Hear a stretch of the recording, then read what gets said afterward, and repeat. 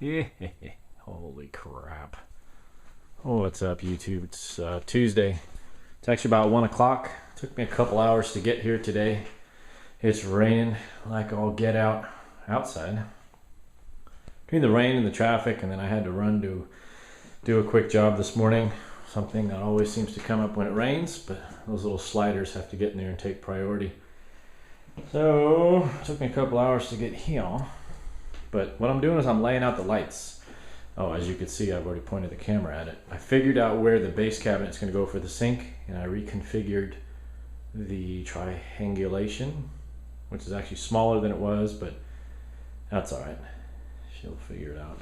And we're going to put a little chunk of granite on here that matches the countertops, and then this backsplash will be some sort of tumbled stone, something or something or something. So here's what we're doing for the overhead lights. We're going to go with this. It's a Halo H99 RT Remo. It's a 4-inch can light. I'm going to put 6 of them in there. We have a T16 reflector trim piece. It's kind of locked in there. And then we are going with par 20 halogens, 50 watt halogens, par 20s. Let me show you how I space these guys out. Remember a couple videos ago, I talked about how important it was to get your framing correct, because that's where the rubber meets the road. Once that's done and rocked and painted and you start sticking cabinets in, if you've goofed up those measurements, you've got some issues. And then another way that you've got to really pay attention to is how you're going to lay out your lighting, because lighting is not easily changed or moved. So this is what I've decided to do with those little 4-inch cans, those reflectors. We're going to go with 6. Let me set that right there. We're going with 6 can lights. 1, 2, 3, 4, 5, and then 1 work light for the stove. 6. You guys a quick in-service on lighting here. The first one here is the one over the sink. Now the upper cabinets are 12 inches deep. The base cabinets are 24 inches deep. So I always like to run my can lights. If we're doing flood lighting, I like running my can lights 30 inches out from the wall. Now remember, there's going to be a 5-foot spread between the top of this cabinet and the ceiling, because this is just a standard 96-inch or 8-foot ceiling. So those little halogen floods will have about, I can't remember right now, but it's like a 12 or a 14-inch spread at 5 feet. So if we come 30 inches, which is 6 inches off the cabinet here, or the lower base cabinets, you're going to have a really good wash of light over your base cabinet. You will get a little bit on your upper cabinet, which makes a nice accent. And any shadowing that may or may not occur will be taken up by the under cabinet lights, but it's not likely. So the first one is going to be here. Okay, that's 30 inches out from this wall, 30 inches out from this wall.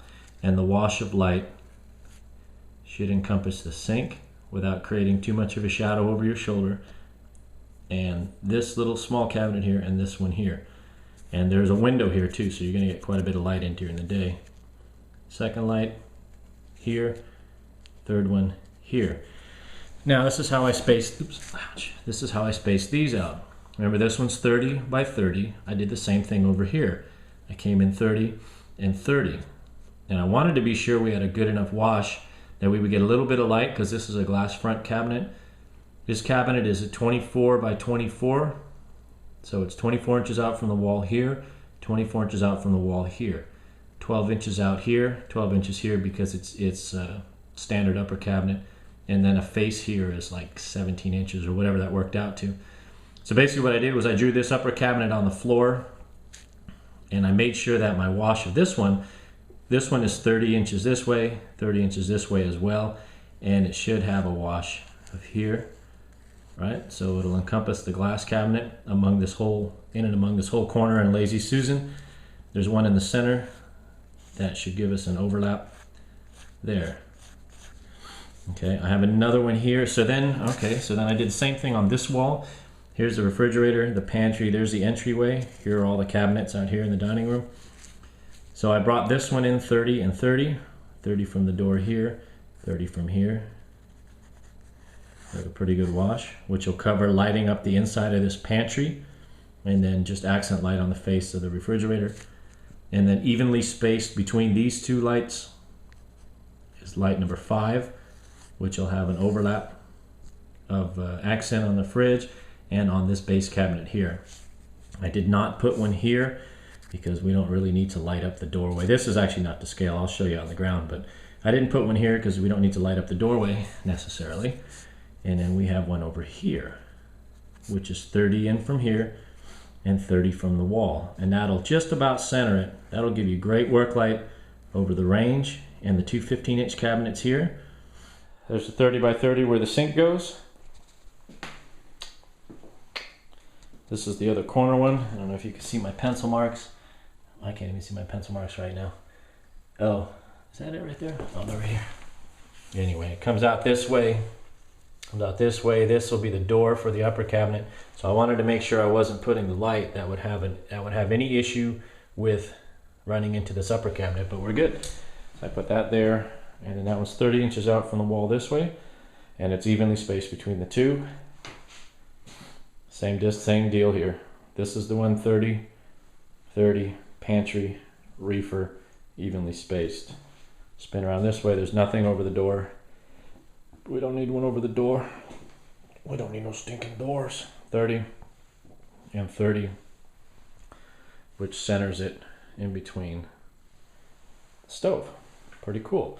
So now, through the convenience of my magic laser, this laser is 1.5 inches by 1.5 inches in from the outer dimension of this little rotating cap. So how I set this up is all easy off the ground. Do all my measurements on the ground, and then I translate it to the ceiling through this laser here. Through a mirror, it reflects up as well as out, which is pretty handy. So you just make, excuse me, it's cold and wet outside, and I've been playing in the rain. Where was I? So 1.5 inches out to this mark, 1.5 inches out to this mark. You take your laser and you set it like that to where the 1.5 inches touches there and there in your center, and then we'll turn it on. So making sure your laser is level, and I know 1 inch or 2 in either direction is really not going to be noticeable from more than a few feet away from the ceiling, but it's a slippery slope. Once you start cutting corners on certain things, you know, where do you stop? So we're level and plumb. We'll turn on the laser and let's take a look at the ceiling. It doesn't take much. We're just going 1 inch or so in either direction. Cool. Let me set my drywall cutter and let's cut this thing through.